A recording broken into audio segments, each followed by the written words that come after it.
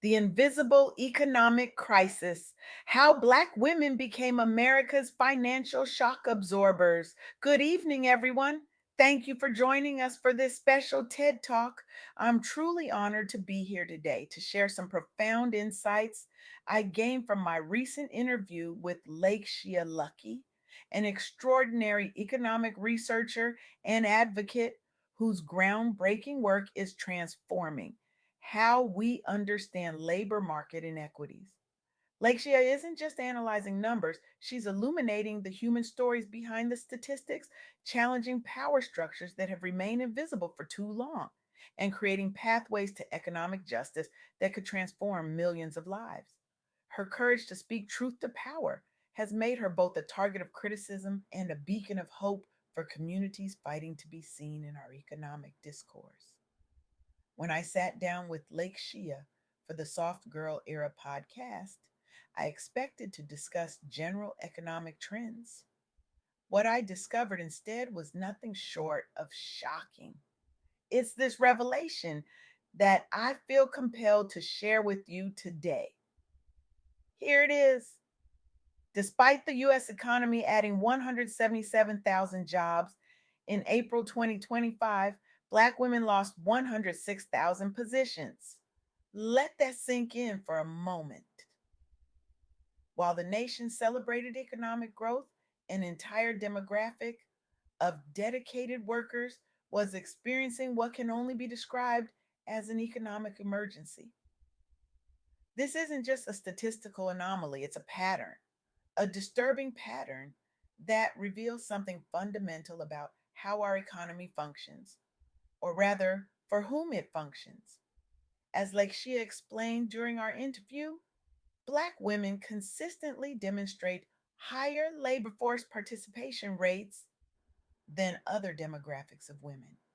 They show up, they work hard, they persist.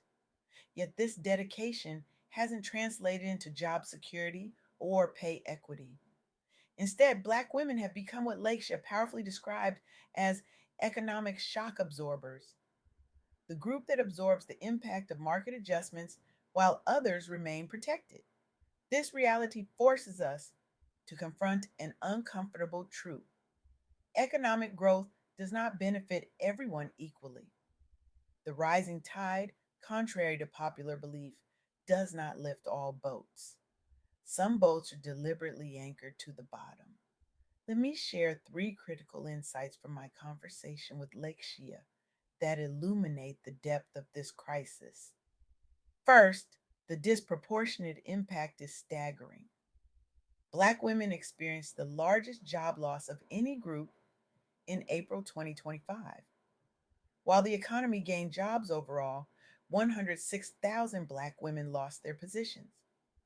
Their unemployment rate jumped from 5.1% to 6.1% in just 1 month, the largest increase among all racial and gender groups. This wasn't a minor fluctuation, it was an economic earthquake for a community already standing on unstable ground. Second, these job losses don't exist in isolation, but within a landscape of persistent structural inequities.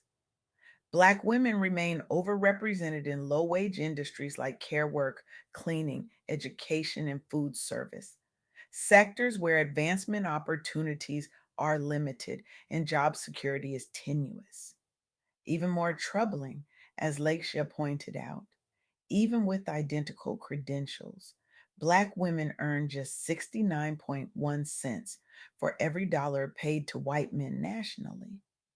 In Louisiana, that figure drops to a mere 49.6 cents. These statistics reveal that the challenges facing Black women aren't just about job numbers, but about deeply embedded structural inequities that have persisted for generations. Third, and perhaps most alarming, is the connection between these job losses and recent rollbacks in diversity, equity, and inclusion initiatives. As companies retreat from DEI commitments, Black women are becoming collateral damage in what appears to be a systematic dismantling of workplace equity programs. This suggests that corporate DEI initiatives, despite their limitations, were providing some degree of protection against discriminatory practices. When companies abandon their commitment to diversity, Lakeshia told me, they're not just changing a policy, they're sending a message about whose labor they value and whose they consider dispensable. To truly understand the magnitude of this crisis, we need to examine the research more closely. The Institute for Women's Policy Research conducted a comprehensive analysis of wage disparities affecting Black women across the United States.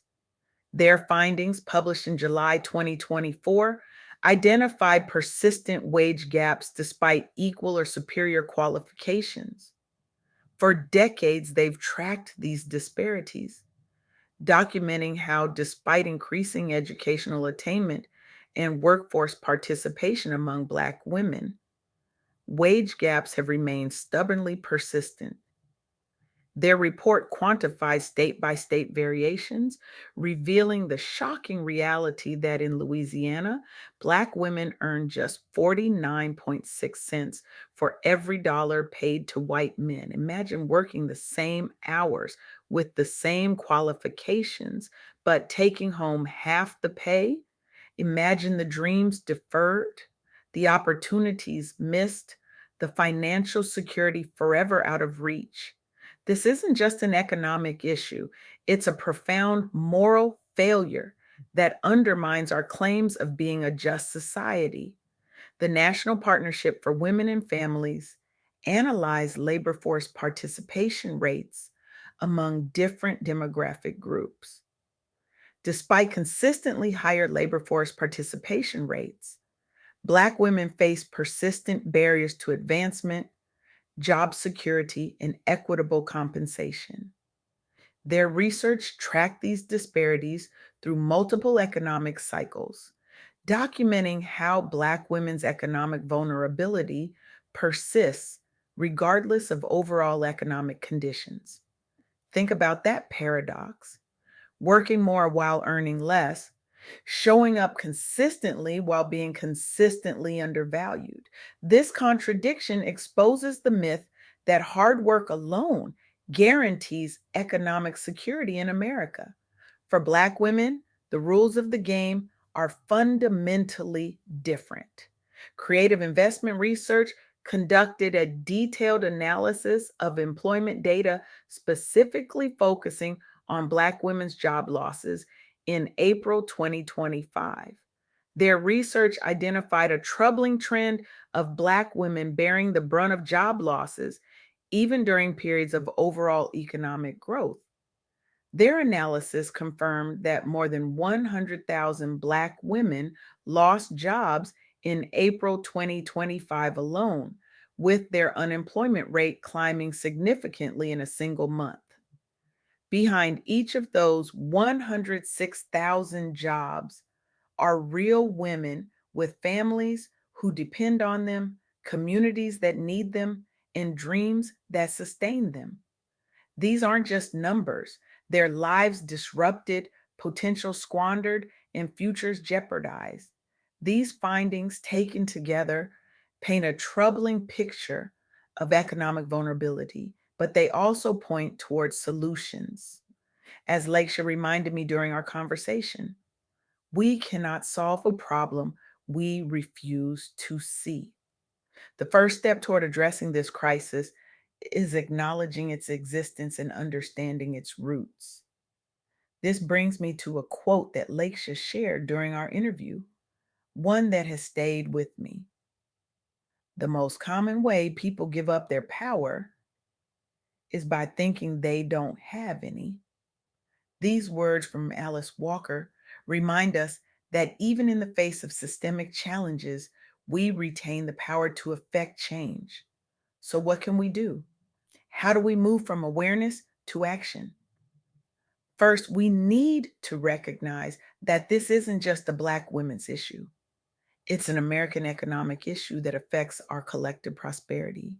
When we systematically undervalue and underutilize the talents, skills, and contributions of Black women, we all lose. Our economy loses. Our communities lose. Our future loses.